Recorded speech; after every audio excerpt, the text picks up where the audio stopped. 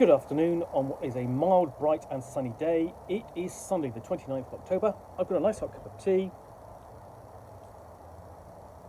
and what I've got to unbox is Ticket to Ride, Legends of the West, a big, heavy board game. Much bigger, much heavier than your average Ticket to Ride board game.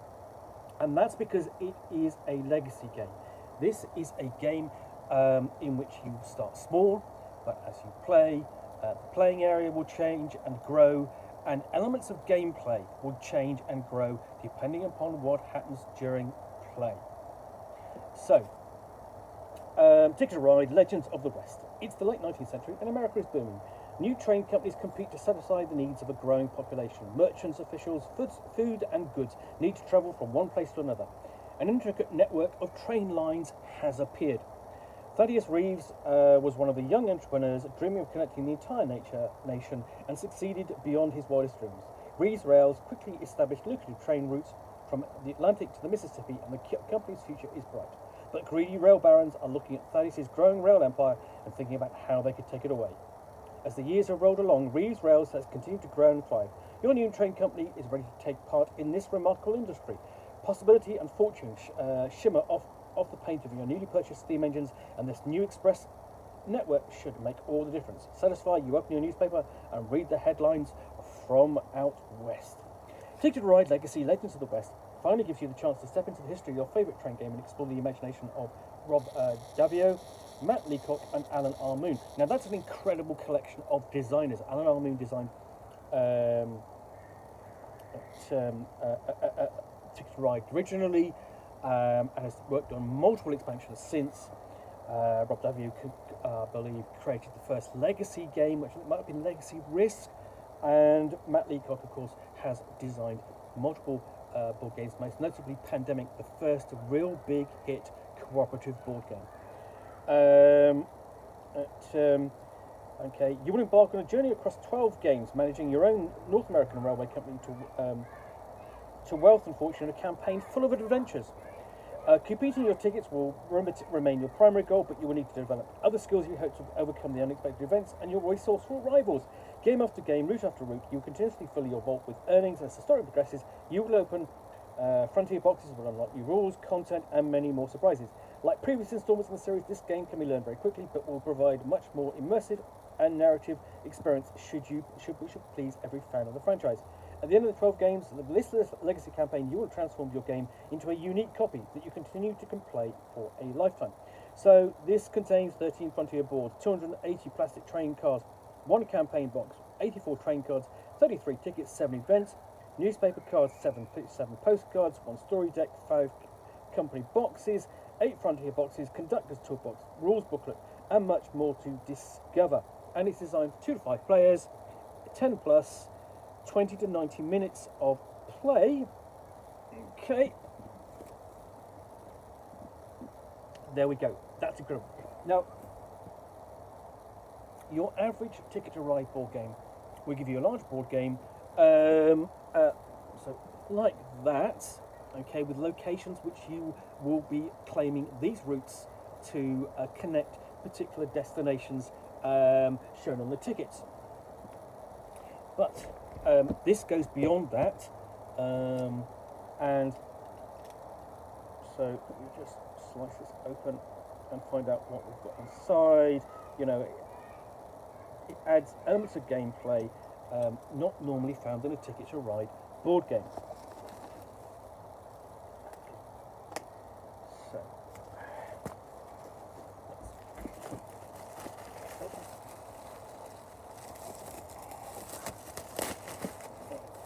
something is off. Go. So it is quite heavy. I'm going to turn something myself. Okay, so pull and open up. And the first thing, this is what you see. Just going to show you this. Hopefully, but stop. Read this first. This is your starting point for the game. It explains what is in the game. And I'm just trying not to spill any of this on the floor because that's what I normally do with these things. But we have this sheet which explains what you've got in here.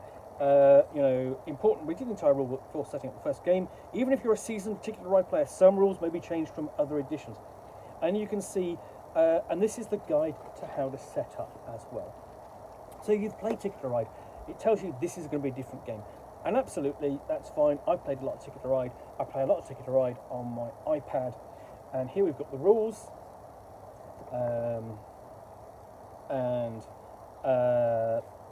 There are the starting components. Here's what you need to play. And the campaign experience, involving elements such as storing and retiring cards, retiring postcards, companies, the story deck, events, dollars, hidden materials, and so on, which are going to be hidden in these packs. And then how to set the game up in more detail. Object of the game turn, drawing train cards, drawing locomotives, using locomotives, the effect of newspapers in play, claiming a route, and so on. Here we have the fairly typical Ticket to Ride rules. Essentially, you have routes across an area. You've got destinations to connect. You need to connect routes, and you do that by playing cards. You have a sheet of coins. Those are the money, and then underneath that, you've got a little extra bag. But you can see, there we go. There, I managed to show you that without dropping anything because it's all sealed. And you've got two separate. You've got actually so in there. You've got quite a lot of things in there. That's a separate pack, and it comes in its own tray. So there's that. Below that, you have all the parts of the game. So you have, there are the train pieces you're going to place it down. That's the black set, and basically a little bit more detail there on the blue set. And then you've got some spares as well. So what to look at next? So yeah, you've got quite a lot in here to really look at, and that's not surprising. And the production values are really good. I mean, look at this. This comes out that you've got that slim box there. Okay, nice illustrated, basically marked up, and you open it up, and these are the elements you will be basically pulling as part of the story deck, part of the change throughout the game. So I'm not going to spill any of those, and so these are the dividers. So train cards, tickets. So there's the train cards. There are the tickets, and that's what the tickets are going to look like on the back. And then we have events and storeroom, post office, and these are the particular locations of the game. Dead letter office, and essentially those are the dividers that are going to come clear during play. So story deck, and so on. So we're going to put that back on, and we have so we have boxes. So, and the other thing is these are the storage boxes. You can have it. One of these is each. I think for sort of like the player characters. Sorry, I say player characters for the players, where essentially they will store things in play. So you've got a slot at the top there to put the cards in when they're sort of retired, and so you've got one separate section there for the current cards, and a section at the back, which you can open. There we go. But it's in the main you don't, and you've got that there to put them in. And you've got several of those, and these are colour coded. So blue, and then green,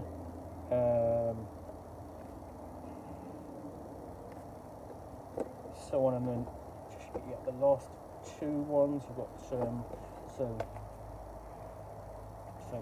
red and yellow, and then these are individual packs which open up through play. So you've got Florida, open range, Badlands. Some of these are heavier than others, so not much more solid things in there.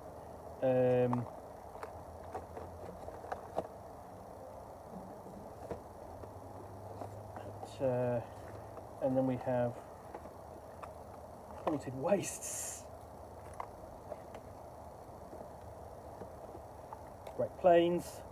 Just check that's a bit of weight. And then we've got last three. Pull these out. So Sierra Madre, Cascadia, and California. So all of these will open up as you continue play. So that's everything on the lower level. So let's have a look at this pack on the upper level. It has its own tray. That's really great, because the thing is, this neatly slots on top of everything underneath. So you are getting everything here.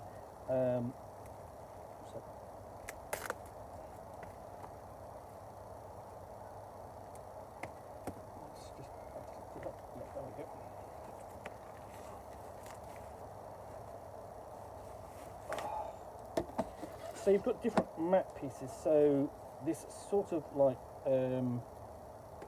slots together. You're actually doing a bit of a Atlantic coast is the first section, so this actually slots together.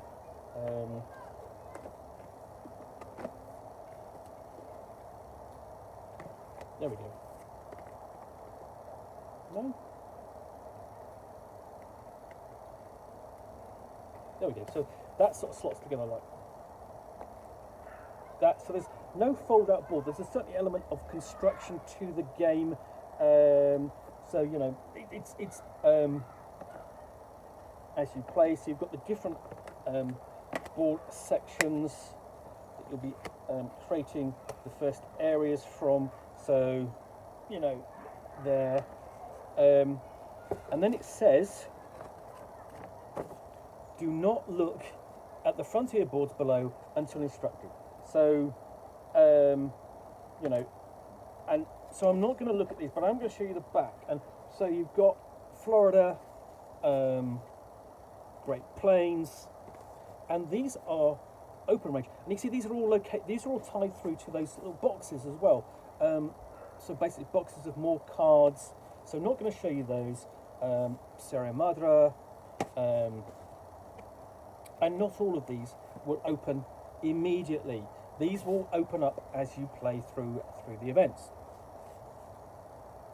So yeah, that is everything in there. So let's just try and pack this away. Now, the other thing, of course, with this version of the game is that it is going to command your attention over the course of several plays. I mean, basically it says 12 games, and so that's 12 games. And essentially, whereas it's got something that Ticket to Ride doesn't have, an element which is campaign play. You are creating your game, and it's going to be campaign play. See if I can that's not going to doesn't want to go in.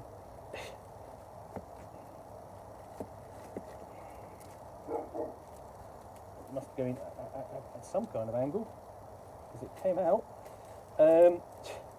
That's the Sierra Madre for you. Let's try that.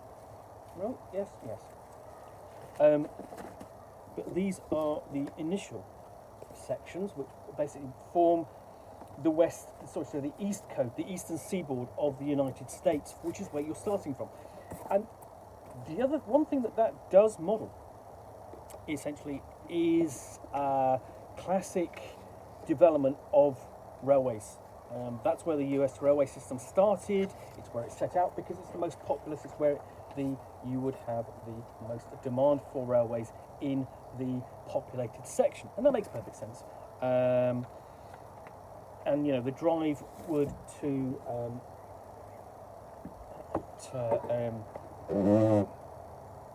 develop the US rail service was really one of two coasts until they decided to connect the two. So you had, you know, the East Coast, heavily populated, and then the west coast of California, and so on. It wasn't until sort of like later on where they managed to actually connect, so you could actually travel from one side of the continent to the other by train. This, I think, will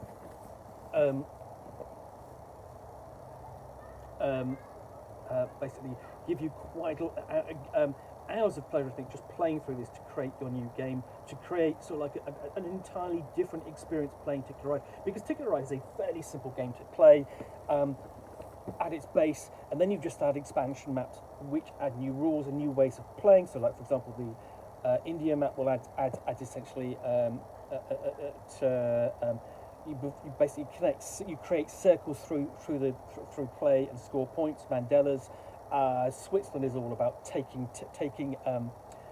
extra tickets and scoring them because you've already scored. You've already connected those routes, so it's all like connected. That's one of my favourite boards, and so on. France is about connecting down. It's about building the routes that you want, and then claiming the routes that you want. So you've got quite a lot of flexibility in how you play there, but you are limited in resources. So yeah, but this will be an entirely different experience. So Ticket to Ride, Legends of the West, the legacy game, I think will provide Ticket to Ride fans, casual ones, with a whole lot more complexity and story than they're used to. But I think that you know, they don't have to, you know. I think that'll be a whole new experience for them.